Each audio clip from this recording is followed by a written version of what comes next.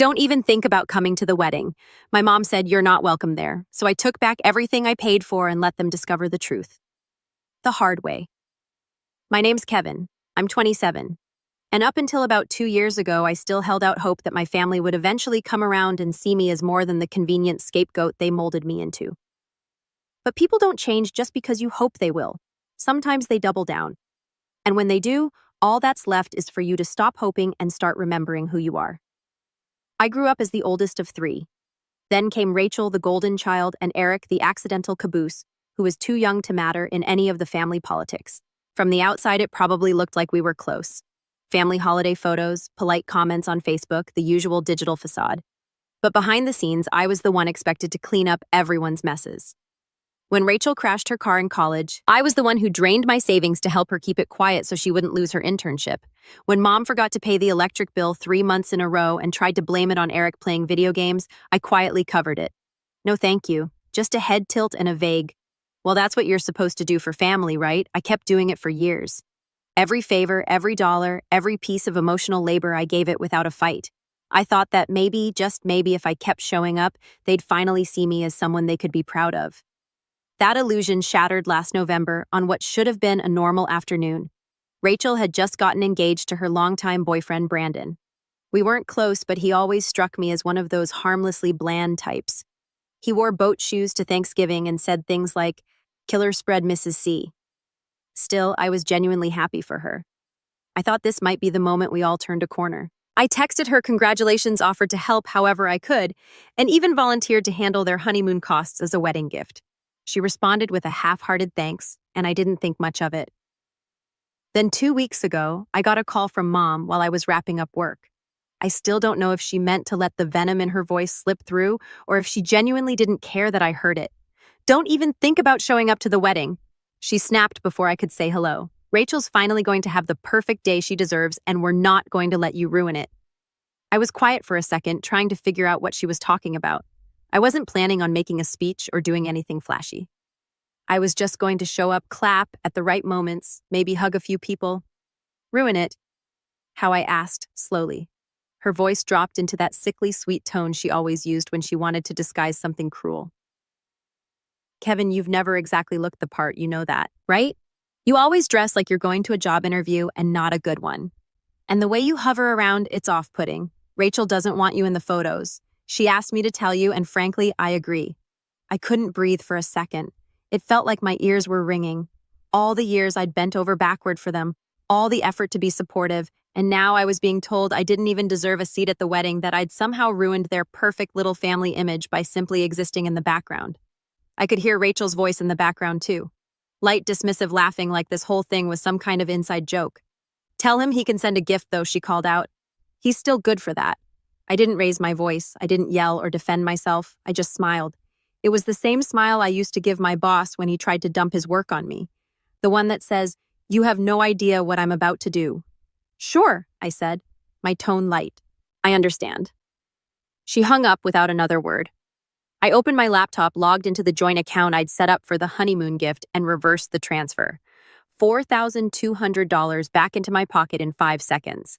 I took a screenshot of the reversal and texted it to Mom with a simple caption, "I wouldn't want to ruin anything." No reply, but I know she saw it. She always reads messages obsessively. Now here's the part they really don't know. Last year, I quietly invested in a chain of mid-tier venues that were struggling post-pandemic. One of them happened to be the exact location Rachel bragged about booking on Instagram. Lakeview Ridge, the one with the big white gazebo and overpriced brunch menu. The moment I recognized it in her post, I double-checked my emails. Yep, it was under our portfolio. Not only did I partially own it, I had final sign-off power on all large events held there, including, say, weddings. At first, I considered pulling the plug immediately, just canceling the booking. Watching them scramble, but that felt too easy. Too quick. They wouldn't feel it. They wouldn't understand it. I wanted them to stew in their own smugness a little longer. I wanted them to post their countdown stories, their dress fittings, their seating chart arguments. I wanted them to laugh behind my back just a few more times. So instead, I've been watching, patiently waiting. I made a few quiet calls to the event coordinator at Lakeview Ridge, asking to be notified if there were any concerns or issues with the Carsons' wedding reservation. I reviewed the contract, and let me tell you, it's airtight except for one tiny clause buried deep in the fine print. Full payment is required 10 days before the event or the booking is considered forfeited. Not delayed, not postponed, forfeited. The wedding is in 12 days, and as of this morning, no final payment has been submitted. I didn't need to do anything yet. Just wait. Watch. Let them keep treating me like a footnote, like a burden they'd rather crop out of the pictures. Let them keep smiling for the camera, completely unaware that the floor they're standing on was laid by the one person they deemed unworthy of standing beside them. It was amazing how quickly people forgot where their money came from once it was no longer being handed to them in silence. I hadn't heard a single word from Rachel or my mom since that phone call. Not even a half-hearted, maybe you could come to the rehearsal dinner as a peace offering. Nothing, just silence and smugness. But that's the thing about silence. It lets you hear everything they don't say out loud. I spent the next few days doing something I hadn't done in a long time, living my life without them. I hit the gym again, cleaned up my apartment, took myself out to dinner.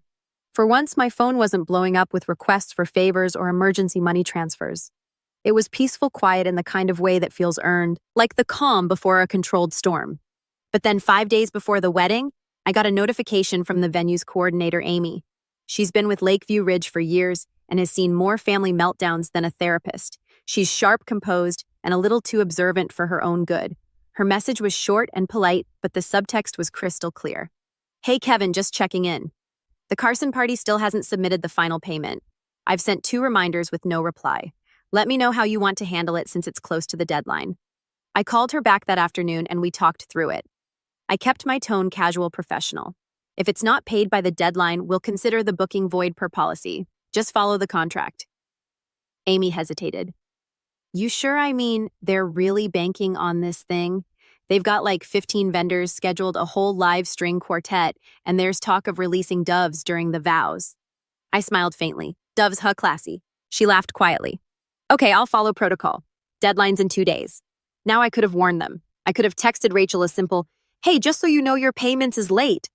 But I didn't because they made it clear I wasn't family. Not important enough to stand in a photo. Not important enough to warrant a chair, just a walking wallet with a pulse. And that's when I decided I wasn't going to interfere. I was going to let the natural consequences of their carelessness do all the work for me. On the morning of the deadline, I took the day off work and treated myself to a good breakfast. Eggs, coffee, extra crispy bacon. I checked my email around noon. Still nothing. No payment, no message, no Hail Mary. Oh my God, we forgot. Just radio silence. That night, Amy marked the booking as canceled in our system. At 7:18 p.m., I got a call from a number I didn't recognize. I let it go to voicemail. 30 seconds later, another call. Same number. I finally picked up. Hi, is this Kevin? This is Teresa. I'm Rachel's wedding planner. I nearly laughed. Of course it was. Yes, I said, keeping my voice neutral. So, we're just trying to sort out a minor issue with the venue. I understand there was some kind of system error, and the final payment didn't go through, probably a glitch with our account, but we were hoping to confirm everything is still on track for Saturday. I leaned back in my chair, glanced at the ceiling. No system error. The payment deadline passed last night. The booking's been released. Silence. I could hear her breathing, and in the background, the muffled sound of someone arguing. Then her voice returned thin and nervous. But surely you can make an exception, right? I mean, this is a once-in-a-lifetime event. The bride's already got her gown. Guests are flying in. Teresa, I interrupted gently.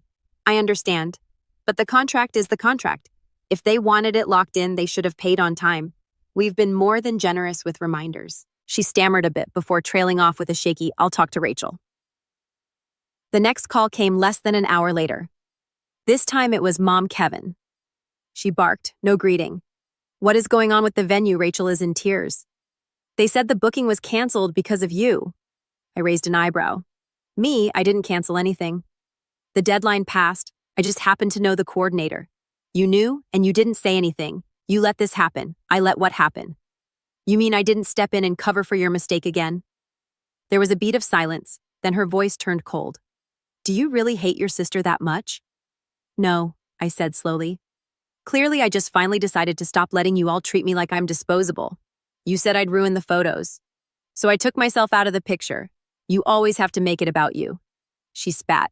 No, I said again, quieter this time. You did. You made it about me the second you decided I wasn't worth a chair at your perfect wedding. I'm just following your lead. She hung up without another word. That night I got a text from Rachel. No greeting, no emoji, just this. You seriously couldn't have warned us? And then a second later, wow, you're a bitter little man. I didn't reply. I didn't need to because the next part that was entirely in my hands now. The venue was gone. Their dream wedding had no foundation. Vendors were pulling out. Doves were staying caged. And they still had no idea just how deep this rabbit hole went. Because while they were scrambling to find a last-minute location, I was sitting on a little secret. They thought the worst had already happened. They didn't realize that I wasn't done yet. Not even close. The following morning, I woke up to a dozen new texts and 3 missed calls. 2 from Rachel, 1 from Brandon. The text ranged from thinly veiled guilt trips. This is still family Kevin. No matter what happened to flat-out insults, I can't believe you're so petty you'd sabotage your own sister's wedding. I read them all over coffee, scrolled through without reacting. They didn't know the half of it. See, Rachel and Brandon had spent the last year parading this wedding around like it was some royal event. Magazine-style engagement photos, a custom website with a countdown, a color palette with 4 shades of soft champagne. The venue wasn't just a pretty location. It was the entire brand. Lakeview Ridge was the backdrop in every one of their online posts, their Pinterest board. Even the RSVP envelopes had a watercolor painting of a gazebo. It was a curated fantasy, and they built it on borrowed money and other people's generosity, including mine. They hadn't told anyone I was paying for the honeymoon. They took the money, smiled for Instagram, and acted like it was just something Brandon pulled out of thin air. The worst part, I was proud of them. I actually wanted them to have a beautiful start. But apparently the ugly brother didn't fit the theme, and now with 4 days to go, the clock was ticking. They were scrambling to find a new venue. And I knew how that process looked from the inside. Nothing decent was available at that short notice, especially not one that could accommodate the number of guests they were expecting. Even if they found a backup, everything from their floral arrangements to their ceremony setup would have to be redone. And the real kicker, they bragged for months about the custom package they negotiated at Lakeview Ridge. What they didn't know was that the coordinator, Amy, gave them that rate because I told her to. I wanted to gift it without the awkwardness. Now that the booking was void, that rate was gone. If they did manage to rebook, it would cost them double if we let them back in at all. I got another call that afternoon, this time from Brandon. Hey, Kevin, listen. I know there's been some tension, but I wanted to clear the air, man-to-man. I said nothing, letting him twist in the silence. He cleared his throat. Look, Rachel's been really upset. This wedding, it means a lot to her, to both of us. I'm sure we can figure something out, right? Like, you have connections at the venue. You could pull a few strings, get us back in Brandon, I said calmly. Did you know I was the one paying for your honeymoon? He was quiet for a second. What, the honeymoon? The resort package you 2 posted about, the one with the villa and the private chef, that was me. $4,200. I sent it 2 months ago. No, I didn't know that. Of course you didn't. I said, because your fiancé didn't want you to. She told me I'd ruined the photos, that she didn't want me there. So I took back the honeymoon, and now you're asking me to step in and rescue the wedding. Another pause. I imagined him sitting there staring at the wall like a kid realizing he hadn't done the homework. I'm not trying to take sides, he said, his voice quieter, but I don't think you understand how stressed Rachel is. This is her day. I almost laughed. Oh, I understand. I just don't care anymore. Click. 3 hours later, I got an email from Amy with the subject line, "Update on Carsons." I opened it. In short, Rachel had called the venue sobbing, claimed she was blindsided by the cancellation, that it was unfair and completely unethical. She demanded to speak to the owner directly. Amy asked if I wanted to respond personally. I told her not yet. Instead, I did something better. I logged into the venue's website backend and added a small update to their homepage. Please note, Lakeview Ridge is proud to host a private corporate event on April 27th. No wedding bookings will be honored on this date. That was their wedding day. I didn't use their names. I didn't have to. Anyone looking for a last-minute rebooking would see it. Every other venue in the area would assume we were booked solid. I had just quietly turned off the lights on every backup plan they had. That night, my aunt messaged me. Aunt Claire texted, "Hi, sweetheart. Can we talk?" Rachel's devastated. Your mom is beside herself. I stared at it for a while. I replied, she said I'd ruin her photos. I took that seriously. She left me on read. The next morning, the group chat lit up, not mine, theirs. My cousin forwarded me screenshots. My mom was furious, blaming me, blaming Amy, blaming Mercury in retrograde for all I know. She ranted about how this wasn't how family treated each other, how she'd bent over backwards to include me. Rachel chimed in with a jam. He's been jealous since high school. I always knew he'd find a way to make it about him. Jealous. That word hit like a slap and a punch wrapped in silk. Jealous of what the curated spotlight she lived under, the endless stream of fake compliments and whispered betrayals. I had built everything I owned by working quietly while they posed for pictures. I gave without asking for credit, and now apparently I was bitter for not letting them set me on fire one more time. So I made a choice. I forwarded everything to Amy and said, "You can respond now. Tell them the owner reviewed the situation and denied the rebooking, per policy." Then I picked up the phone and made one more call. A friend of mine named Carter runs a high-end catering company downtown. He owed me a favor. I asked him for a little something for Saturday. Nothing big, just a modest corporate lunch-on. 10 people, same day, same time, same venue. He laughed. "You want me to book the place out on their wedding day?" "Not just book it," I said. "I want photos. Instagram the works. Tag the venue. Hashtag the vent. Make it look like the best catered celebration of the year." He was quiet for a second. "Damn, Kevin, you're really doing this." I smiled. They asked me not to show up to the wedding, so I won't. But that didn't mean I wouldn't leave my mark. Saturday arrived with the kind of weather brides pray for: crisp air, not a cloud in sight, soft sunlight filtering through early spring leaves. The lake at Lakeview Ridge was still reflective like glass, and the white gazebo gleamed against a backdrop of budding cherry blossoms. It was perfect, idyllic, and not at all what Rachel was expecting. I got up early that morning, not because I needed to, but because I wanted to savor every minute. I took my time showering, brewed the good coffee, even ironed my shirt. Not to wear, just to feel a little sharper. Then I sat by the window, phone in hand, watching the chaos unfold in real time. The first post came from a distant cousin, Rachel's college roommate, a confused selfie in her car. "Is the venue closed? Just got here and no one's answering the gate? Please tell me I'm not the only one who didn't get a cancellation notice." I sipped my coffee, refreshed the tag. More followed. Bridesmaids in full makeup standing outside the locked gate with their arms crossed. Groomsmen in rental tuxedos pacing beside parked cars. A flower girl asleep in someone's backseat, her tiara sliding off. They hadn't told anyone. That was the part one hadn't expected. I figured Rachel or my mother would have done damage control, at least sent out a mass text. But no, they were so convinced everything would work out. So sure, someone would swoop in to save them at the last second that they hadn't even warned their guests. Entitlement turned to paralysis. Then came the post that made me laugh out loud. Lakeview Ridge hosting a beautiful lakeside luncheon for a special team today. Nothing like a little sunspring air and great food to celebrate big wins. Hashtag private event, hashtag booked out, hashtag corporate luxury.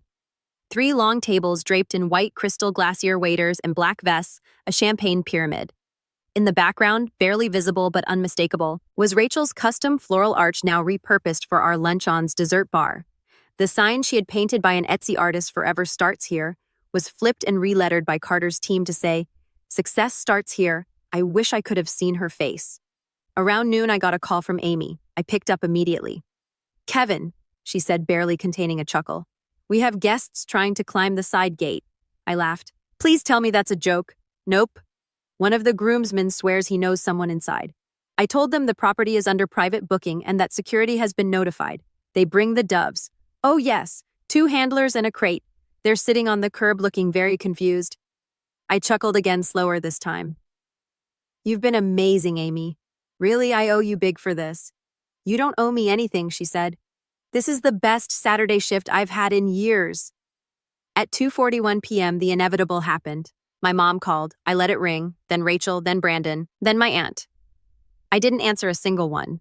Instead, I opened the group text, the one I was still silently in, even though they'd stopped tagging me months ago, and typed exactly 2 words, "You're welcome." Then I left the chat. That night I heard from Eric, my younger brother, the only one in the family who'd ever treated me like an actual person. He wasn't at the wedding. He called me the day after I pulled the honeymoon fund. Said, "If they're going to act like you don't exist, I'm not pretending they're saints." He stayed quiet, respectful, but I could hear in his voice he'd had enough too. His message was short. "Eric, I saw the posts. I don't even know what to say, but I'm proud of you. They needed to be humbled. I'll call tomorrow." And for once, I felt it. Not just pride, not just relief, closure. Because here's the thing. People like Rachel, like my mother, they build their world on optics, on appearances, the seating charts, the dress fittings, the stories they'll tell over a drink in 5 years. What I gave them wasn't just a ruined wedding. It was a shattered illusion. No one would remember how stunning her dress was. They'd remember standing outside a locked venue in heels for 2 hours. They'd remember the doves that never flew the brunch that was served to a corporate team while the wedding guests stood in the parking lot. The whispered questions. Why didn't they pay? Didn't they have help? And eventually someone would point out that maybe, just maybe, Rachel wasn't the victim. Maybe the brother she tried to erase had simply said enough. 2 days later, my mother showed up at my door. She didn't knock. She pounded. I waited a minute, then opened it slowly. She looked exhausted. Her mascara had dried into the wrinkles beneath her eyes. Her blazer was wrinkled, her posture hunched, but her tone still sharp. "You think you proved something?" she hissed. "No," I said calmly. "I know I did. You humiliated your sister." I looked at her for a long time. She humiliated me. You did too. For years. You just thought I'd keep taking it, that I'd always show up, clean up, and keep quiet. Not anymore. She stepped forward like she wanted to argue, like she had a speech prepared. But I didn't give her the space. I bought the venue. I paid for the honeymoon. I supported this family when no one else did. And you erased me for optics. So this time you got erased. She stood there trembling, but she didn't say anything else. Finally, I added, "You can tell Rachel I'm not angry. I'm free. That's a better gift than anything on her registry." And I shut the door. A month passed. Then, too, I didn't hear from them. Eric and I grabbed dinner twice a week now. We talked about work, about life. Sometimes we even laughed about the great wedding disaster of the year. I'd gotten a few sly messages from people who had been at the event congratulating me without really saying what they were congratulating me for. And that was enough. I didn't need a parade. I didn't need a public moment. I had peace. I had power. And for the first time in years, I had a family that I chose, not the one that tried to write me out of their perfect picture. So I took the frame and I burned